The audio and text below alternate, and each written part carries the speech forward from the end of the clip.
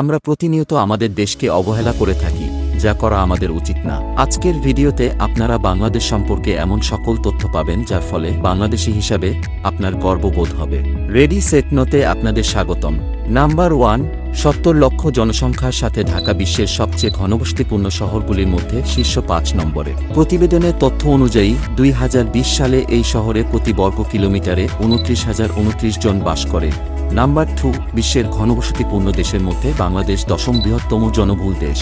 Number 3, Bangladesh একটি বিখ্যাত চা উৎপাদনকারী দেশ এবং এটি বিশ্বব্যাপী শীর্ষ 10টি বৃহত্তম চা উৎপাদনকারীর মধ্যে ধরা হয়। দেশের চা শিল্প ব্রিটিশ শাসনে পাওয়া যায়। এই সময়কালে ইস্ট ইন্ডিয়া কোম্পানি সিলেট অঞ্চলে চা ব্যবসা পরিচালনা করত। এটি অনুমান করা হয় যে বিশ্বের প্রায় 3% চা বাংলাদেশ থেকে আসে। নাম্বার 4, দুর্নীতি এদেশে একটি চলমান সমস্যা। ট্রান্সপারেন্সি ইন্টারন্যাশনালের 2020 সালের একটি প্রতিবেদন অনুযায়ী দুর্নীতি উপলব্ধি সূচকে 108টি দেশের মধ্যে বাংলাদেশের অবস্থান 26তম। সরকারি খাত এবং সরকার ব্যাপকভাবে দুর্নীতিগ্রস্ত বলে পরিচিত।